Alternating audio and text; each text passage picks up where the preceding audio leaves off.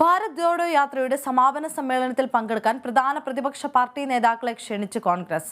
ശ്രീനഗറിൽ ജനുവരി 30-ന് നടക്കുന്ന സമാപന സമ്മേളനത്തിലേക്ക് ഇടത് പാർട്ടികളടക്കം 21 പാർട്ടികളെയാണ് ക്ഷണിച്ചിരിക്കുന്നത്.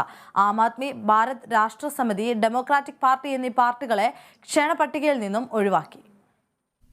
ജമ്മുകശ്മീരിൽ നടക്കുന്ന സമാപന സമ്മേളനം പ്രതിപക്ഷ ഐക്യവേദിയാക്കി മാറ്റുന്നതിന്റെ ഭാഗമായാണ് സമാന ചിന്താഗതിക്കാരായ 21 പ്രതിപക്ഷ പാർട്ടികൾക്കുള്ള ക്ഷണം.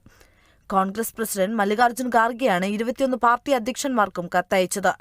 പരിപാടിയിൽ ഈ പ്രതിപക്ഷ പാർട്ടികൾ പങ്കെടുക്കുന്നത് യാത്രയുടെ ലക്ഷ്യം കൂടുതൽ ശക്തിപ്പെടുത്താൻ സഹായിക്കുമെന്ന് നേതാക്കൾക്ക് അയച്ച കത്തിൽ പറയുന്നു. യാത്രയുടെ തുടക്കം മുതൽ തന്നെ കോൺഗ്രസ് സമാന ചിന്താഗതിയുള്ള പാർട്ടികളുടെ സഹകരണം ക്ഷണിച്ചിരുന്നെന്നും ഖാർഗെ വ്യക്തമാക്കി. എന്നാൽ ചടങ്ങിൽ ആം ആദ്മി പാർട്ടി അടക്കമുള്ള 3 പാർട്ടികൾക്ക് ക്ഷണമില്ല. തെലങ്കാന മുഖ്യമന്ത്രി ചന്ദ്രശേഖർ റാവു നയിക്കുന്ന ഭാരത് രാഷ്ട്ര സമിതിയെയും ഗുലാം നബി ആസാദിന്റെ ഡെമോക്രാറ്റിക് പാർട്ടിയെയും ഒഴിവാക്കിയിട്ടുണ്ട്. ഭാരത് ജോഡോ യാത്രയുമായി സഹകരിച്ചവർക്കും പ്രതിപക്ഷ ഐക്യ ആഹ്വാനമായി രാഹുൽ ഗാന്ധി എഴുതിയ കത്തിനോട് പ്രതികരിച്ചവർക്കും മാത്രമേ ക്ഷണമുള്ളൂവെന്നാണ് AICCയുടെ വിശദീകരണം. 2022 ഡിസംബർ 7-ന് കന്യാകുമാരിയിൽ നിന്ന് ആരംഭിച്ച യാത്ര കശ്മീരിലാണ് അവസാനിക്കുന്നത്. National desk, Kerala vision news.